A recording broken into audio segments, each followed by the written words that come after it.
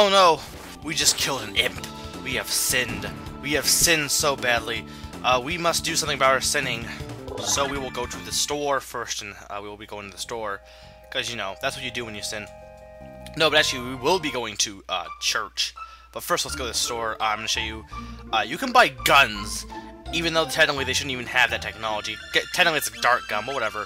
So I'll be equipping that. Somehow, a dart gun is more stronger than, you know, air guns. And some of that stuff kind of gets confusing, you know, in terms of the time. And again, that's just the fact that you had to mix gameplay mechanics at the time. And they do a pretty good job of it, but they do have the whole, you know, that issue with this game. And then, like, how a lot of characters have no problem with the fact that you're time traveling. Anyway, we killed that imp. We must avenge our... Or not avenge, but we must atone for our sins. Hey, wait, what's that sparkly thing? What'd you find? Ah, hairpin. That's guard. Oh wait, that's the coral pin that the king was talking. Oh, the nuns. They're mad about the imp. Oh wait, what that? They're on fire. They are. I don't know what you would call those. They are ugly. Well, not really. I don't know. They are disgusting. They're. Let's just kill them. So yeah, here's our first, not really boss battle or mini boss battle or anything, but here's our, I guess you would say first, well no, because the imp battle was required when you first got in time. Anyway, these guys are somewhat strong. What I recommend with taking out these ones is just, again, multiple hits really helps if you can get them all in a group. Lucca, at this point, unless you trained her up a bit before coming here, might know text. Again, I'm acting like this is a boss battle. It's not a boss battle. But anyway, yeah, this is basically, we'll be seeing some of these enemies later on. Again, now this is when enemies start getting stronger. Before you saw those imps, they were pretty much taken care of in one hit. In this area, enemies are a bit stronger, but they're still not that bad to deal with. It's not until later in the game that the difficulty is cranked up a little bit more. Oh, sorry. In the meantime, oh wait, no, he's dead. Okay, got experience points, got tech points. Now, tech points will help you learn new tech, so you want to learn tech points, and she learned flame toss, which will be useful. And when you know certain techs, if you have those characters in the party, you'll learn dual techs, where you can like combine those two techs together to make a more powerful tech. I'm not sure if the character has to be in the party to learn a dual tech or not, but you need to have at least both of them learn a tech. So anyway, this thing, this froggy thing, came in. And somehow it's playing Lucca's theme. I don't know. It's a talking frog. I hate frogs. My guys do not incur thy trust. Well, very well. Do as they please, but I shall save the queen. Wait. You don't seem like a bad person frog thing, I mean. Okay, Lucca, you have a way with words. I don't know what happens if you say refuse. I'm not sure if that... Because technically, you do get to play as frog later. So it's not like it would be that big of an impact. Or I'm not sure if they just force you to continue going on with Frog. I guess if anyone knows if you can actually go through this dungeon without Frog or not, because you really only use him for this dungeon and that's it. But anyway, why would you not want to? Frog is one of the best characters in the game. He's probably my favorite. He's got an awesome theme when you hear it, which we won't hear until like I think next episode actually.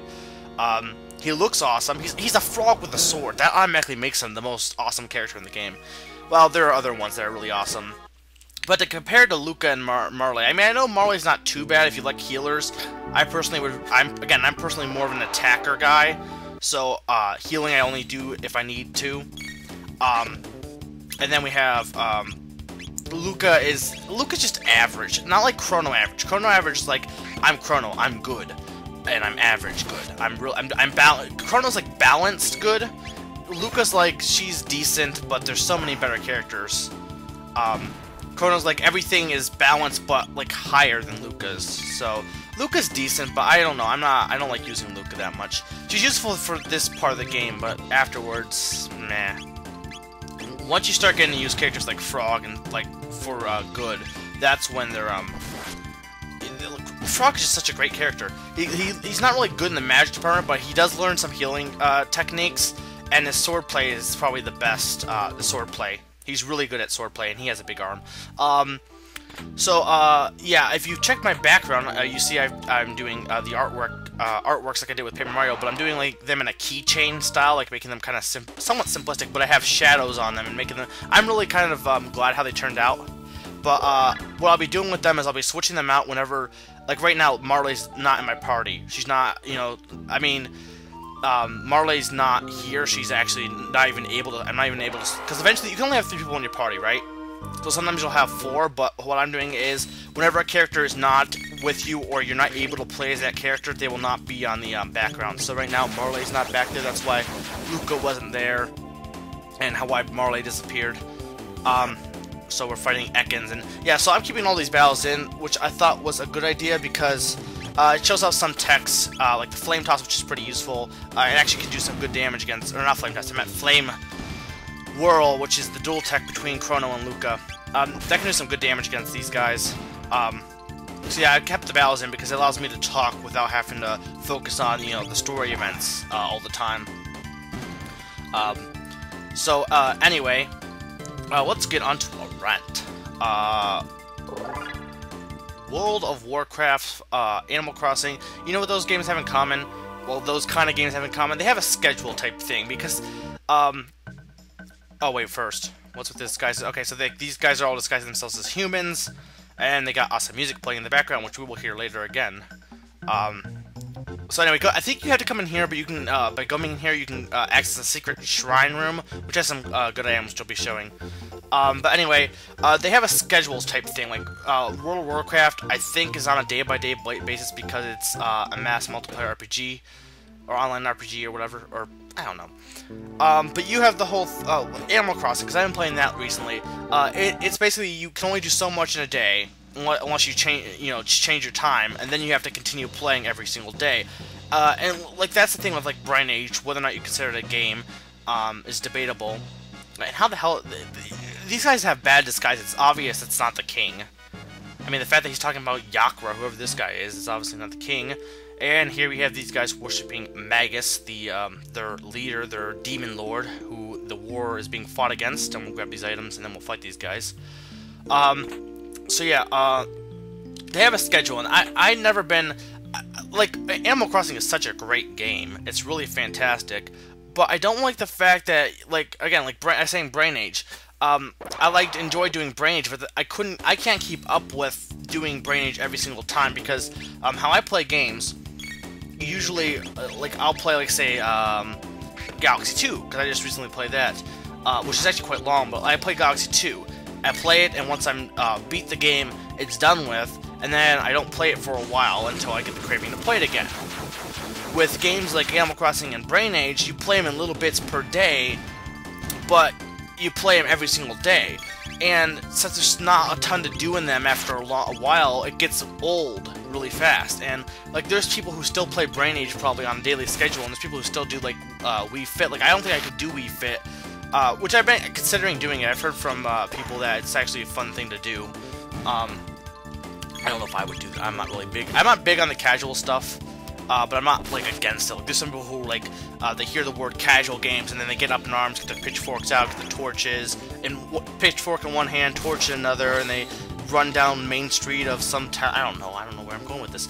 But anyway, yeah. So, I guess my point right now is, I'm not a big fan of games that have schedules, and I kind of wish they wouldn't, because, like, Animal Crossing is such a great game. If it wasn't a day-by-day schedule, like Harvest Moon, for example, Harvest Moon 64, has that same kind of setup as Animal Crossing to an extent, but it's not based on time. And I don't know, I just don't like the fact that Animal Crossing forces you to play it every single day unless you want to cheat. We learned X-Strike. X-Strike is a combination between, I think, Cyclone Slash and Slurp Cut, which we also learned. But I'm not sure.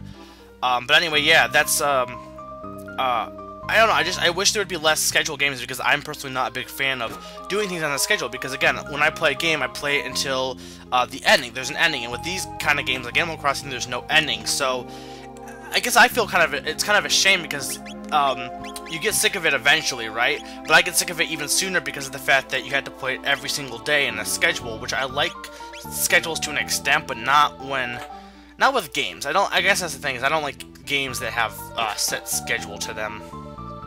I like it that I can just sit down, play the game, and then when I'm done, then I can pick it back up whenever, instead of having to force me to play it once every day, and then, you know, it takes time out of other games. I mean, I'm enjoying replaying Animal Crossing. It's a fun, enjoyable game. It's just a shame that, you know, the schedule kind of affects, you know, my enjoyment of it a bit. And, you know, I wish, some people do enjoy that, but I wish there would be, they would maybe make an Animal Crossing game where they didn't have the year time thing. I guess that would make it less, I guess that would kind of ruin some of the mechanics. But like with Pokemon is an example. Pokemon, if you don't play the game for a while, like Heart Gold and Soul Silver, if you don't play the game for a while, it has things that happen on certain days, but if you don't play the game for a while, there's no penalty. The fact that there's a penalty, I don't like. That's, I guess, the thing. If you're going to do that, don't have penalties. So right here we got a Naga Bromide and some other items, and we're fighting these guys. And that's about all the time I have. So this has been Make400, reminding you, everybody wants to be a master.